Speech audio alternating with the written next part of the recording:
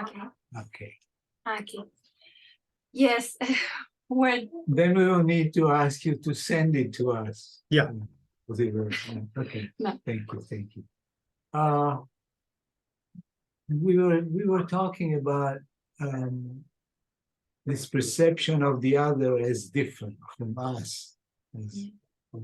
And I'm reminded of a quote of Descartes that Ian McGilchrist put in as the master and his initially. And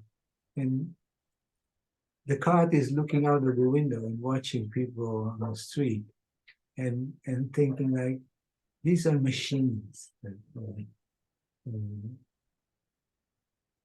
So it's like there's this deeply solipsistic vein in modern technological thinking. Mm-hmm.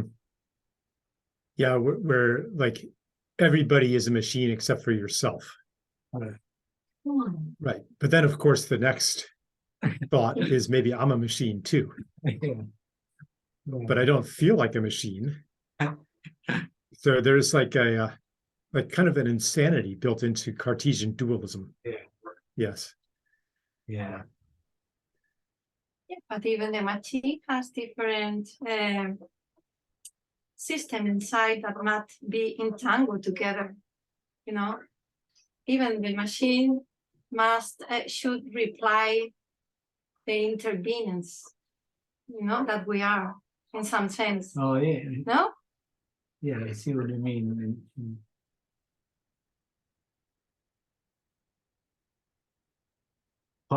Is consciousness everywhere?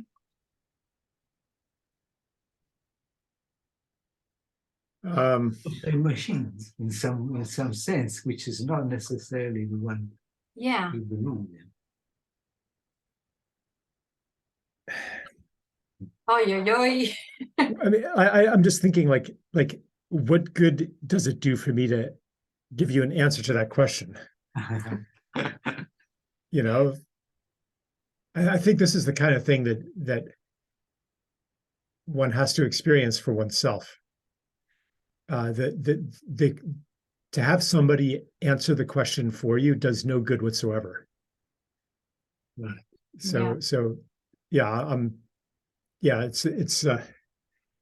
I'm not going to try to answer that question.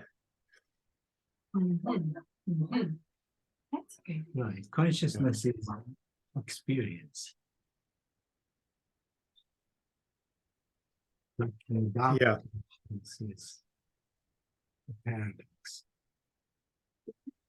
A paradox. I looked a little bit at your Tao Te Ching translation. Yes. And I was like, it's very impressive. It's, I mean, you must have spent years on that. I did. Yeah. Yeah, because and it covers a lot of what I was thinking maybe I would do with the Tao Te Ching. Because any translation necessarily leaves a lot out. Right. Simply because many of the lines can be interpreted in different ways, and to try to guess what the original intent of the author was is, first of all, it's not always possible, and secondly, he may have intended it to have multiple meanings. So the only way to do it, I thought, is to have a commentary and say, okay, it could mean this, it could mean that, it could mean that, and then to discuss those philosophically. So I started doing that, but it looks like you've already done this. You've already written the book I was going to write. So I'm really, I'm very impressed with. Yeah.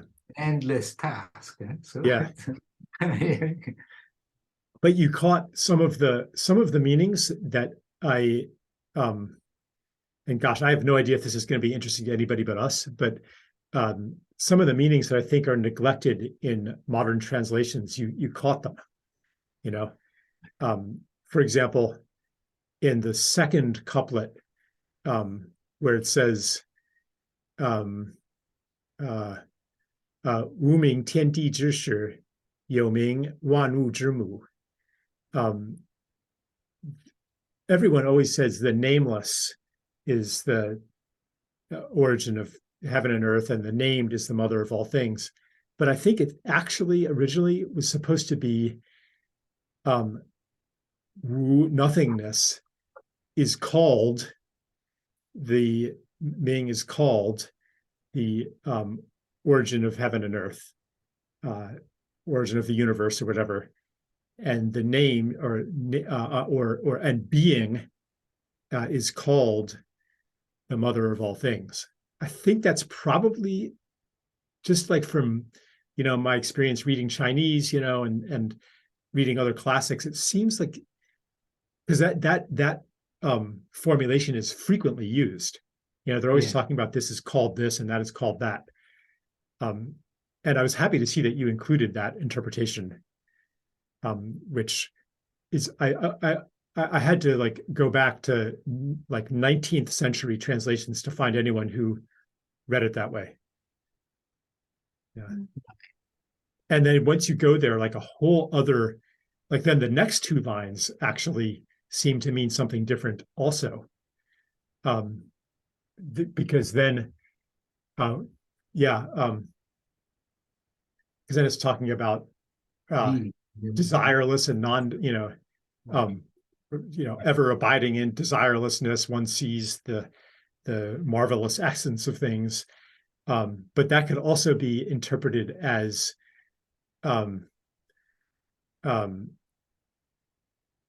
because it starts Chang Wu Yu, so it could mean that it could also be interpreted that Chang Wu, like eternal nothingness or whatever, wants to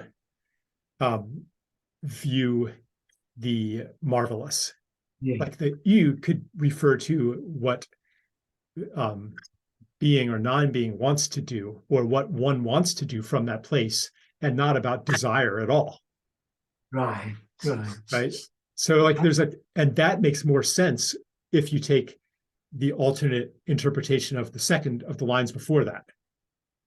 So like there's this whole other reading, and which is actually, I think, reinforced by the last verse, which is like when you keep these two things together. Right. Then you have at the gate of our. That's right. Right. So yeah, I was thinking of like I actually started doing this book, but oh my God, I mean, just to even do the first chapter was like days and days of hard labor, and many pages, and it just felt like maybe this is I've got other things I want to do in this lifetime. So, but one of them is talking to us, luckily. Yeah. Wow. Oh. Okay. So maybe it's also the mother of the machine, no? Because it's the mother of everything, on earth. No? Yeah, but not necessarily. I was joking. Yeah, not necessarily the intelligence of the device, artificial intelligence per se, but it's like all that makes it up, all those electrons and protons and quarks and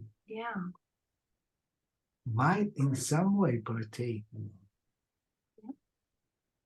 sentient. Mm-hmm. Yeah. I was recently in a trilogue, like a three-way trilogue with a couple philosophers about artificial intelligence. I feel like it might be a little bit too involved to go into in this conversation, but one of the things that we came to, or at least that I came to, is that the original goal of artificial intelligence was to understand intelligence. It's like once we understand it, then we can program it. but so like basically we reduce everything to an algorithm that we can understand. We can unlock all of its secrets. But the way that deep learning systems work today, they produce answers that you still don't understand how they got to those answers, because they change their own software, they change their own code in order to, in a kind of an evolutionary algorithm, according to what works, like what allows them to win the chess game or something like that. So you don't necessarily understand chess any better for having created this AI that can defeat a human being at chess. So like this ungraspability of authentic intelligence is starting to reemerge in artificial intelligence. One argument that has come up in that context is Gödel's theorem, and the idea that there's something non-algorithmic even in mathematics. Yeah, I wrote my thesis at university. I wrote my thesis on Gödel's theorem. Right. And I reviewed some of the philosophical literature that says that Gödel's theorem proves that there's something irreducible in consciousness. And I actually was kind of skeptical of those arguments. Because what Gödel's theorem says really is that truth and provability are two separate things. And that we can never come up with a formula that will identify true statements, or an algorithm or a process that will identify all and only true statements of mathematics. But truth in that particular in mathematics, in the way that Gödel is using it, ultimately depends on a relationship. It depends on a model of a theorem. So a statement could be true in one model of the theorem and not true in another model of the theorem. So it's not like it is or isn't true like in an abstract existential way. Like, for example, in arithmetic, there's a statement that cannot be proven or disproven from the 7 axioms of the most basic arithmetic, which is essentially the statement is you can reach every number by counting. So is that true? That you can reach every number by counting? Well, you can postulate as a new axiom that there exists a number that you cannot reach by counting. And you can build a whole theoretical system on that. That's one model of this new set of axioms. And you can also say that no, that you cannot, there is no number that you can't reach by counting. You can reach every number by counting. And that's a new axiom as well. That's the piano axiom, the induction axiom. You can, reach every number by counting high enough. You'll eventually get to every number. And so you could say, okay, we're going to add that to the axioms as true. But that statement is not, it's meaningless to say it's true or not true outside of an application of it, outside of a model. So yeah, I think I do think that Gödel's theorem has profound significance in philosophy and in because it really demolishes once and for all Hilbert's program that we'll someday be able to prove everything true. It says that there's always things that are not provable, and their contrary is also not provable. Like they're beyond any system of proof. We cannot ever encompass all of reality in a formal axiomatic system. Like there's always going to be things that are out of our control, always things that we can't understand. So I think that it is profoundly, has profound consequences, but I think a lot of people misconstrue it as well. Right. Hmm. Gosh, I hope this, I don't know, is this conversation going to be like at all interesting to people? I mean, Yeah, we're drifting. Yeah, but we want to have a flow channel, and show a feeling of friendship with our guest, so it fits with our spirit and our project and the people that see us. So Yeah. Well, I definitely feel friendship with you all. I'm really enjoying myself. thank you so much. Yeah. Let me have a look Wow. at the list of questions. Okay, list of okay. questions. Well, And you can cut out some of this part too, if you want to. I'll tell you just the main. For abstraction, we've talked about that. Yeah, Yes. changes. Yeah. Prosperity. You Yeah. I am Consciousness. I am a practical and empirical person, so I always enjoy a lot of to be grounded and to come back on earth. And then I would like, because I feel like this conversation has these two ways,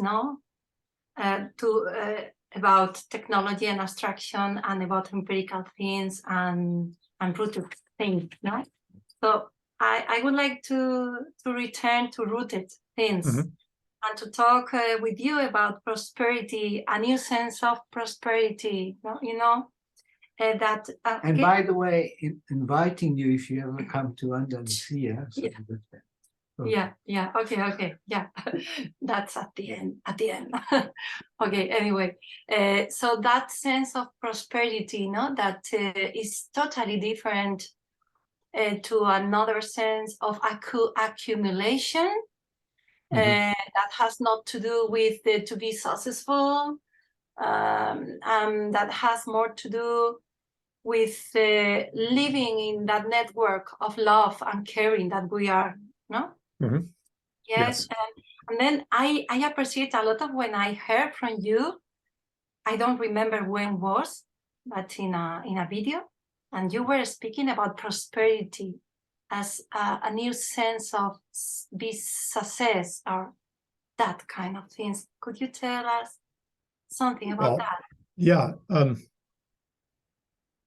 So I think accumulation and the conventional idea of wealth, of having a lot, is a substitute for genuine wealth. Genuine wealth is a feeling of security in the world. It's a feeling of really being at home here. It's a feeling of freedom to be generous. That's what real wealth is. And you get that from having rich and diverse relationships of giving and receiving, so that you know that even if you give it all away, my dog, that you know that even if you give it all away, it'll come back to you, because you see you're living in a community where people are all being generous to each other. Yeah. So hold on, my dog is really distracting me here. Okay. We have here four dogs. Yeah. Yeah. Yeah. Hold on. Yeah. Hey, God, stop that. Stop it. I'm on a call. Stop it. Yeah. Rick. Oh, wow. What? Okay. Okay, here she is. Here's the cause of the trouble. Oh. Yeah, she's very territorial. Oh, No. wow. Yeah. Beautiful. Yeah, it's my dog. Yeah. Oh my gosh. Yes. That's right. Okay. Okay, Okay. this is So- one. Oh, yeah. This is one. Okay, Dee, say hello. His name is Dee, I am Pitufo. Pitufo. Mwah. Okay. Yes, and there. Yeah. So when somebody doesn't have rich connections with community and with nature, when they're not connected to the trees and the plants and the animals outside them, when they're interacting with the world through technology, then they'll feel lonely. They'll feel insecure because if you don't have mutually supportive, interdependent relationships with other people, then your security only comes from money. If you pay everybody to do everything for you, then as soon as you have no money, no one will do anything for you. Yeah. So you're fundamentally insecure. The more financially independent you are, the more insecure you are. And people will compensate or attempt to compensate for that insecurity by getting even more money. But it's not true wealth. No amount of money will give you true wealth. And that's why even very wealthy people are usually much less generous than poor villagers in Afghanistan or Bangladesh, or Peru. And when you go to those places, it's many people have told me stories like this, like how generous people are there, how they take you into their home, how even if they barely have enough themselves, they'll share a meal with you. Like that's like, how often would a billionaire share all of his net worth with a guest? So when I saw the contrast, that's when I, because I've done some traveling myself, that's when I realized that the rich are not actually rich. They have a substitute for what we are really seeking when we seek accumulation. Because I guess the question, what do we really want here? Why does it serve you to have more than you need? It's only when you're not in community. And so I think that if we have more community and more sharing and more interdependency, then a lot of our ecological problems will go away because we won't need so much. Right now, I'm involved in an eco-village that's being created in Costa Rica. And one thing I want to bring to it is a car sharing program. Because I was at an eco-village in Costa Rica, a different one, and most of the people own cars there, and the cars are almost always parked. Like, how often are people actually driving their car? Maybe 10% of the time. So that means theoretically you only need 10% of the cars because they're useless. They're sitting in driveways. So that's a form of wealth if that comes through sharing. Like, even if you had 20% of the cars and they're sitting there half the time to take up holiday, maybe higher demand on the holidays, that's still like, you're not any worse off. And we could live in a paradise if we lived that, that in a sharing, community-oriented economy. So that's wealth. Wealth is to feel at home in the world. Wealth is the freedom to be generous. It's beautiful. I remember walking in a valley in Nepal a long time ago and picking an apple from a tree. And then I saw this man nearby and I thought, oh, feeling a little bit guilty. I'm taking one of his apples. He made a sign, come, and started pouring apples into my backpack. Yeah. Other Yeah. wine. And I'm sure that when you had that experience, you had a feeling of homecoming. Yeah. of, oh, yes, I remember now. This is how it's supposed to be. This is Yeah. where I feel at home. When people share freely, they're not Yeah. afraid, you know, to be not afraid, to be really at home in the world. That Wow. is the wealth that we seek. Yeah. Yes. Yeah. That's Yeah. yeah, beautiful image, and yeah, and it's real in everything, o sea, inside of every one of us. It's real, it exists. You know, it's Mhm. not imagination. Yeah. It's within us. Yes. Huh? And that's why when we experience it outside of us, we recognize it because it's in us. Yeah, Yeah. yeah, that's true. Wow. Very inspiring. Darling, Yeah. one more question?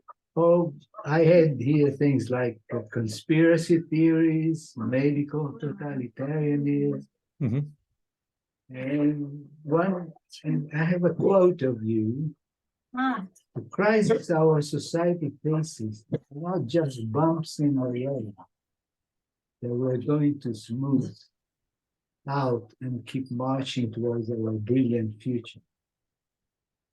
Something really deep, the changing we need is something really deep that goes all the way to the bottom. We're not going to get through this time without everything changing. yeah. Mhm. Yeah.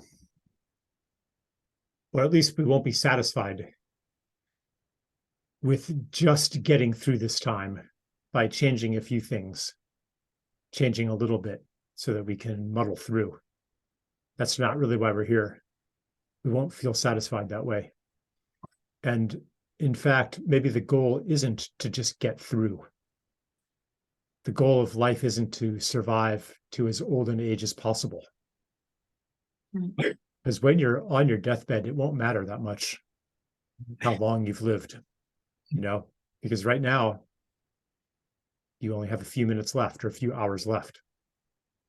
So getting through life, whether individually or collectively, is not the goal of life.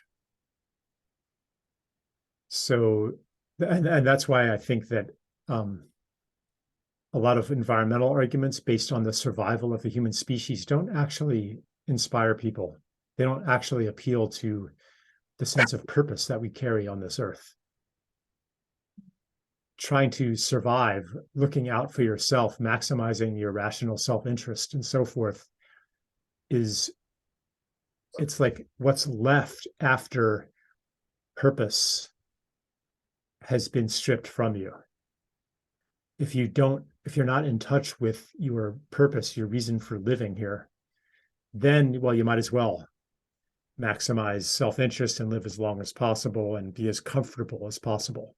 Because why not? If there's nothing to sacrifice for, then you might as well just be as comfortable as possible. But you will not be happy by being comfortable. You will not have the feeling of living the life that you came here to live.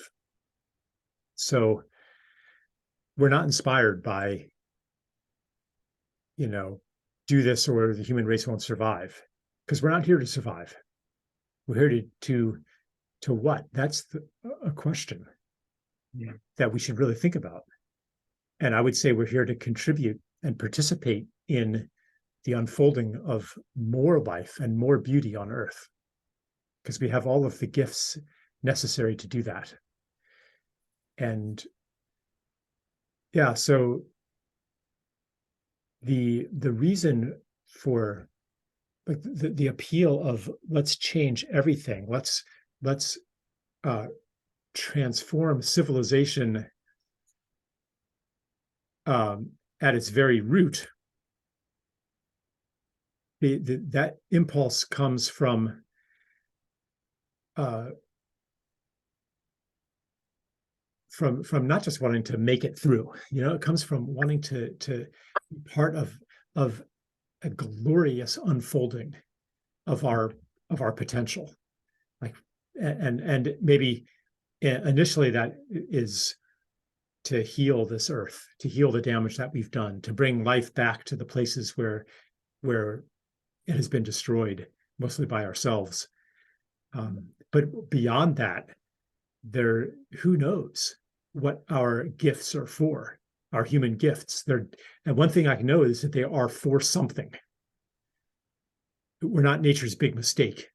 Even the gift of abstraction that we talked about earlier, the gifts that allow us to develop technology, these are not an accident.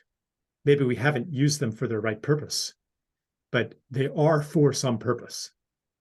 That is what inspires me to want to transform civilization at its root.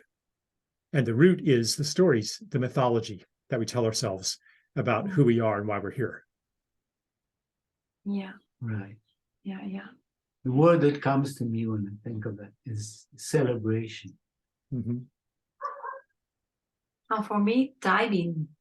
Diving. Yeah. Diving. Mm-hmm. Going to the root. Yeah. Mhm. Okay. So maybe for ending, no, because we have, I see, 8 minutes Mhm. or so. Short, yes, it has not to be a lot. Hey, Nevado, I would like to ask you about nature. Nature and living in nature, feeling being a human being in nature, and this kind of feelings. How do you feel when you are there? Because it's a universal feeling, that all of we have.